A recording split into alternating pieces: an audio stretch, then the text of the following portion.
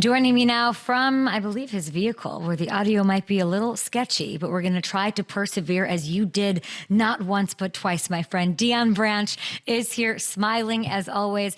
The current Louisville wide receivers coach thought that I could maybe see you at the Derby, but glad we're meeting like this. Congrats on the new-ish role.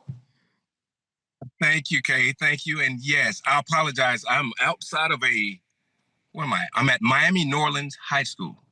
Okay. Doing yes, what? I'm trying my best to get all the top receivers in the state. So if any high schools see me in the building, I'm trying to get the best guys. Okay. That's what I'm doing. What do they do when they meet you? You are a two-time Super Bowl champion. You are a Super Bowl MVP. Like, what is that like? Hey, I'm going to be honest. A lot of these young men, they're so young for one. And then the second thing is a lot of these kids really don't. Yeah, they really don't watch or play the game the way that we played when I was young, when me and my peers were younger. We really watched the game of football. We really love looking up to these guys before us. Not saying that these young men don't. I think they're just really playing the game because they just like it and they're pretty good at it. Huh. They really know the history behind the game of football, But overall, most of these guys, their high school coaches tell them exactly who this guy is or who some coaches that walk in the building, who they are. Then that's when it's like, okay, the awe moment kicks in. I'm going to call BS on that only because I know that Lamar Jackson on his Patriots visit literally lost his mind seeing photos of you in the building. True or false? But Lamar knows and understands the history of the game. Lamar is my guy. I love that young man. Love everything that he's. Lamar knows and understands the history of the game. And I think it was a little bit probably after Lamar, that's where the cutoff begins. Okay. I think you need me to be in that. I think you need me. I think I should be there with you, and I'll give you a proper introduction. I'll get like a trumpet or something so people know what they're looking at. But I like that you're saying that about Lamar, one of one, last of his kind. Deion, we looked this morning, me and Matthew Hamilton, who you of course know from Nate and Good Morning Football fame here. You have been standing Lamar since 2016. I gotta say, I think you might, not the first one like in his circles, but you were really one of the first ones, the OGs. He was a sophomore Heisman winner. What was the first thing you remember about him? Remember about him? Just the way this young man approaches the game. I think the most important piece that I enjoyed about Lamar is the love that he had for his teammates. Just being around the facility, seeing some of the things he had opportunity to do beside for him and only for him. And he just didn't want to be a part of it because his teammates wasn't involved. I knew right away. I said, this guy's, he's special. He's special. He's a team player for one. I mean, across the board, this guy loves everything about the game of football, but more importantly, love his team. That was one of the most important pieces that stuck out to me back in Lamar's younger days at U of L. I mean, we clearly all see what he does on the football field every play, not just one play. I'm talking every play. This guy's a human highlight every time the ball snaps. The entire world is getting the opportunity to see that. What the world don't know or didn't see is his early recruiting portion. How so many universities missed out on this young man because they just thought he was more of just a running quarterback. And clearly showing you that I am a actual all-around, I am a complete quarterback. I'm a pocket passer. I can alleviate and make bad plays into great plays. Those are the things that Lamar, he's a human. And some of that followed him to the NFL, going last in the first round in the NFL draft. And then here he is, all those MVP later. You're shaking your head, and now he's got to win the Super Bowl. But I loved that seeing that you in 2016 were like, he's different. He's very special. And he, of course, certainly is. You're in this car. It's so funny. You're like scouting wide receivers. How worried are you that Bill Belichick is going to pull up in the parking spot next to you in like a Subaru Outback? I would love that. I would love for Coach Belichick to pull up behind me and to walk in with them. I get to test my little will and my powers to see who can actually go into this high school and recruit prospect. I would love it. And now, without a doubt, Bill comes with the halo over his head. Now, these young men will grab towards Coach Belichick, but at the same time, I was taught by Coach Belichick, and I understand his strengths, and there's not many weaknesses. So I will make sure that I apply my actual the knowledge that he taught me with these young men as well, because that's one of the biggest things that I always preach and harp on with these guys. Me having the opportunity to be a student of Coach Belichick is a plus for me, you know, and I love everything about that. What are his weaknesses, Deion? You said he's got them. What are Bill's weaknesses? Lots changed with Bill too. Hey, Kay, Coach don't have any weaknesses. None. You tell me what. I don't know. It's a good question. You're saying these guys don't know the history of these kids, don't know the history of the game. Like he's history of the game, but he has an iconic name. I know all of that. Yeah. But I mean, I did the math, Deion, and I had fun thinking about this morning because I don't know the college game that well, and you don't have North Carolina on the schedule. I know that, but you could meet them in the ACC title game. How insane would it be to coach against Bill Belichick? Man, that would be great. That would be amazing. I would love it. I'm sure our team would love it. I mean, the fact that we're making it to the ACC championship game again, which would be amazing. That'll be the second time in school. The second time in school history. That is the goal for us. That is the goal. But just the coach against Coach Belichick would be super amazing. That man taught me everything about the game. He kind of put the icing on the cake from all the coaches that I had when I was in Little League football, to high school football, to junior college, to U of L, and to actually cap it off with Coach Belichick as my actual professional head coach. He pretty much sealed the deal, the 8 years that I spent with Coach Belichick. It's hilarious that you should just say I would mop the floor with that team, but you won't because you still have this don't give bulletin board material, little Belichick like roaming around here somewhere. It's so funny. I'll give you that glory. We'll talk about it in December. Let's talk in December. Okay. That's we're on to the first game. We're on to week 1. Do your job. I love that. What you did with the Patriots is you are an icon. You are so beloved by that. It's very fun to watch you go back there. I know, and I know you're very busy with Louisville, but whenever you do, it is so fun to watch the reaction. You were an absolute fan favorite, etched in the history and the lore of the Patriots. And as we're talking coaching, and you're a coach, I'm sure you see the game a little bit differently. Not even like on-field stuff, just organizationally, what it takes top to bottom. You know Vrabel well. Can you tell me why you think he's the perfect coach for this squad, this roster, that city? Yeah, I think Vrabel is way connected to these younger men nowadays. And I think that is probably what the difference is. I love and wish that my former teammate as well, Jerod Mayo, he was given an opportunity, in my opinion. I don't know if he had enough time to make a impact. But being that, he had his opportunity and the organization felt like they had to shift and make some changes. And then by bringing in a guy like Mike Vrabel, another former teammate of mine, a very hardworking man, someone who is a player coach, but a disciplinary guy who's going to instill and impact the game his way. And I think everybody always think just because you're being taught or you are a student of this coach and that coach, I think the thing is with Vrabel, he's going to do it his way. And the organization is going to give him enough time to actually try to make that spill happen. But overall, Kay, my thing with Vrabel, I think he's very personal. He's a player's coach. And I think these young men that team will see that right away. He's going to coach you hard, but he's also going to love upon you. And we also know this is a job, but at the same time, I am human, you're human. I'm going to respect you, give me the same thing. And I think that's what's going to be the difference with Vrabel. And we'll see a difference with Vrabel with that. With that, I mean, all the things you're describing, I see in Jerod Mayo. It's hard. Like, I think he's a player's coach. I think he's really hard. I think have you talked to Mayo? Like, how does he look back at his experience as the coach? Yeah, we haven't spoken about that. And that's the last thing I will want to bring up because as I said first, as I alluded to, I don't think Yeah. that Jerod got a fair shot.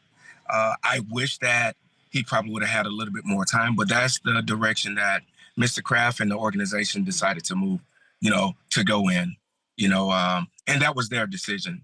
My personal opinion doesn't matter. And yes, as you said, Jerod is a player coach. He is a great man. He's he was more young and experienced a little, when it pertains to being a head coach per se. Nothing against that. I don't think that was the reason why he was fired. Okay. If I told you back in 2000 that Mike Vrabel was going to be coach of the Patriots, what would you have said?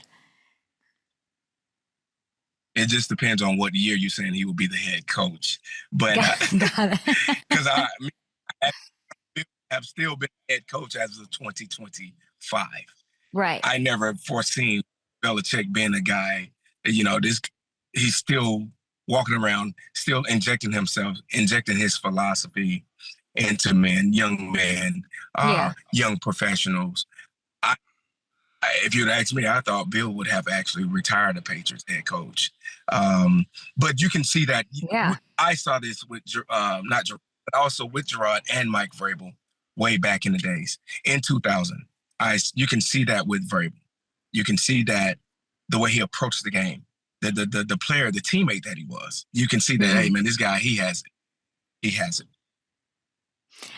Julian Edelman, did you see that news? He's voted into the Patriots Hall of Fame Monday. I know. I just heard. I was on as I was traveling and stuff. I will FaceTime my brother as soon as we hang up. I have to call my guy, man. Love that kid, man. He's super amazing. Love that guy. That's my guy. That is my guy. Love Julian. It's a very high praise, and that's a great honor for Julian. Well, you know what I'm going to say? Like, they can't let in one Super Bowl MVP receiver without letting another one in. Like, you're next, right? What's that conversation? I don't know. Maybe you can start that, Kay. You can make some things happen. So hey, get on it. That'll be a great honor. I would love to be, alongside all those other great Patriot Hall of Fame guys. And then for the most part, I played with a lot of them, so who knows? Maybe you can make that phone call, Kay, and make it happen. I don't think I should. I don't think I have to make it. I feel like maybe you've been on the road too long, and you're at these, you're picking up your Pringles at the Quick Trip in Paducah, Kentucky, or wherever you are, and your service is bad. And when they try calling you to tell you, you can't even answer. Like I'm going to choose to believe that you guys are not connecting, because that has to happen. And it's not. I mean, it is your Super Bowl 39 performance, unquestionable. Undeniable. Yep. But let's maybe remind the people, I don't need to talk. I think you should go over maybe this highlight. Take me to this Panthers game the year before, and this 10-catch, 143-yard and a touchdown performance. You should have 2 MVPs. Tom robbed you. Oh, my gosh. Cut it out. We won the game. It was a game in the 30 plays that X over. I felt going into it, our preparation, going into that game, we knew that if we just showed up and did what we were supposed to do, this will be the outcome of the game. Nothing against Carolina, real good team, great defense. It was a hard-fought game. I think we wanted a little bit more than those guys. It was a very tough game, man.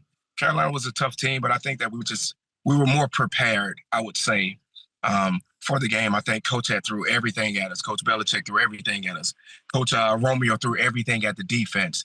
Coach Weiss threw everything at the offense. I mean, weeks to prepare for one game, and I literally think that we combed through every piece of detail that you can possibly do, and it showed in the game. I think we made the plays that we needed to make. You this is your problem. 10 grabs, and you had 11 grabs, I think, in your 39 performance. Like Tom did steal you. Tom robbed you of that Super Bowl MVP. You won't say it. I will. No, but did you know he was going to feed you going into those 2? Did you know before kickoff? Yes, ma'am. I think the 2 weeks of practice, the preparation leading up to it.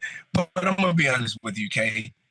You can go through every week and be like, yeah, I touched the ball maybe 15, 20 in team periods and then get to the game. And it's the total opposite, because it's all scripted during the week.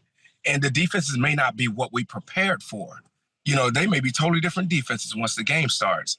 And, I think the coaches just do a pretty good job of trying to show you some of the things that may happen. And then, once the game starts. But the best part about it is everything that they showed us those 2 weeks was what Carolina did. And it looked exactly how it looked in practice. So as the question that you asked, this is what I saw in practice. This is what our offensive line, our running backs, our quarterback saw. Yeah. And we've practiced this about 10 times already. So the outcome was the same exact thing. What I remember about that game was it was a little, as a fan, right? Like a young fan watching, you woke that game up. That's what I remember from that Carolina game. Like no points until you scored with 3 minutes in the first half. You woke that snoozer up, in my opinion. But that's maybe for a different day. Tom Brady was on a podcast. It's called, I have it right here, Impulsive, okay? He was on the Logan Paul's podcast. And he was very honest and open about how he feared getting hit by Ray Lewis the most. And then he talked about Halili Nada, and he mentioned Ndamukong Suh. Are you, like, in that, at the time, just being around Tom, did you know that he was afraid to get hit by those guys, or did he never admit fear? No, he never admitted that. That's one thing I will say. I don't think none of us will admit that until you're asked an open, honest question. He never admitted that, but I don't think no quarterback wants to get hit. I promise you. The ones who are actually standing in that pocket and they feel that pressure, and the ones that can sustain that, those are the great ones. He admitted that, but he was one of those guys who stood in that pocket and did what he had to do to make sure he led his team. None of the receivers wants to get hit. Yeah. I didn't want to get hit, Ed Reed and Troy Polamalu, but it happened. You follow me? That's part of the game. It happened. That's part of it. But yeah, I can see Tom saying that. I can see him saying that, and then there's a list of guys across the board. As I just alluded to, like, hey, Troy Polamalu was one of those guys. Yeah. Ed Reed was one of those guys for me. I'm always looking to figure out, or also one of my former teammates, Rodney Harrison. I was going to say, aren't you so glad you didn't have to deal with Rodney on game day? Shoot. That guy, he was a pest. I love Rodney. I talk to Rodney every day almost. Really? I love, just about every day. Rodney, myself, Willie McGinnis, Richard Seymour, all of us, man. We have a special bond. When you win that, of course, that trophy at the end of the year is the most important piece. Going out winning the game, but the relationships that you build with these guys is the most important part. I love this. The Saints, the Patriots, near and dear to my heart. I worked up there, loved it, was very close, lived in Boston for a bit. The Saints, also near and dear to my heart, okay? And they took your quarterback. Yes. They took Louisville quarterback Tyler Shough in the second round, and they took him over guys that the Saints wanted, like Shedeur, and the sexier names potentially, nationally at least, Jalen Milroe, right? Can you tell Saints fans, who I love, about this guy? And by the way, Louisville had 3 players drafted, but tell me about Tyler. Yes, Tyler's all that. I promise you, I want to be the person to quiet down all the grumblings that I've probably slightly heard about, we didn't take the right quarterback. No, you took the right quarterback. Trust me. I promise you, you all have drafted the right quarterback. Tyler is a NFL quarterback that was in college, and I'm very blessed and thankful that Jeff Brown went out and found this guy in the transfer portal last season. He was the right guy for our offense at the right time that we needed. This kid, he can make every throw in the book. I watched it. I saw it every day.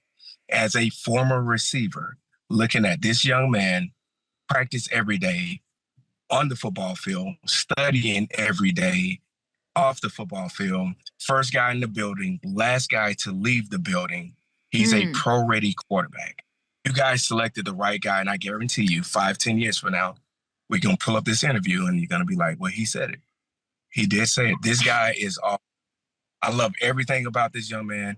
I rave about him so much. And I know there's nothing, he's not going to let me down. He's going to actually make sure he leads the Saints, hopefully, to a championship. I believe you because this is a man, so the Saints understand and the fan base understands. This is a man who called Lamar Jackson's prolific career 4 games into his sophomore year. Okay. Yeah. And he knew so we're talking about a man who's right now a Super Bowl champion sitting and scouting wide receivers to Louisville, a guy who's seen him up close and personal. You got your guy. This is the potential. Don't want to put too much on him, of course. We want some patience for young Tyler, but this is someone who can lead and be the face of this franchise. Make no mistake. We love that. Last one for you. To bring it back to the Patriots full circle, just because, Pats fans will be so mad that I'm talking about any other team, of course. The consensus was that, New England knocked it out the park. We need to get Drake may help. Of course, everyone wanted Travis Hunter. It didn't happen. They took Campbell, who I think is great, and like him and Vrabel will be besties from day one. I'd like to ask you about Stefon Diggs, a veteran in this young receiver room. When you watch him, what are the thoughts that come to your mind? Stefon is a dog. I love everything about the young man's game. He's a dog. He's exactly what we need at that receiver position. He's a guy this guy loves the game of football. The days that I watched him at Buffalo, knowing that Josh Allen, that anytime he needed a big play, Stefon was the guy. I know he sustained an ACL, correct? Was last year before last? Yes, I believe. Yes. This year he did. Yeah. Of course, ACL. I want to believe he'll be back. He'll be ready. This guy's ready, and he really wants to prove himself. Now, I think the most important part about this scenario is that he's back in the AFC East. So I don't know what went down in Buffalo and how he ended up getting out of there, but Stefon is a dog. He's a complete receiver. He's the reason why all these young men that are in high school and college are walking around talking about, I'm him. That's where you're getting this from. Yeah. And it's a reason if somebody stamped themselves as I'm him, you know what that means, right? And I think now it's just all about Stefon going back, proving to the world, proving to himself that he is the guy that he's always said that he was. It will be very interesting. Those 2 games against Buffalo will be, but I think, and part of it is that Vrabel has to be the right coach for him, right? I think that's what we're saying, that he's a player's coach who understands that he wants the ball. And by the way, he's already back out there during OTA. Stefon Diggs was at the Met Gala. Then he's back out there just making plays off that ACL, by the way. So it's exciting to see. I think people are sleeping on the Patriots. I do. I think they're sleeping on them. Nah, I know it's based off of because you're only good as your last season. Yeah. So that's just based off of that. But like you said, I thought the guys did a great job in the draft and adding all the key pieces. And now they just have to build off of it. Put the supporting cast around. And I think they'll be fine. Deion, you need to bring your Super Bowl ring with you. I just decided to end this. That's what's missing. Okay. You walk in there and you just flash that thing. And you say, I'll do it next time for sure. Yeah, I feel like that's it. And then I feel like if you guys get to that game against Bill, you got to get Tom in it somehow on your side. Just for the lore. You need like Tom to come be on your sideline for that game. Do you promise me that will happen? I promise you I got you for that. And then I promise you I'll come on the show and we'll do some bulletin board material. Yes, I'd love. Yeah, crank that up. I mean, I think everything that I know about Bill Belichick is out the window. So who knows what it'll even be like. Deion, I appreciate you so much. Straight from a parking lot. Where are you again? What school? I'm at Miami Norland in Miami, Florida. Okay. Yes. I would tell you you're doing Miami very wrong, but you enjoy your day. Deion Branch, Super Bowl 39 MVP. We will be back after this.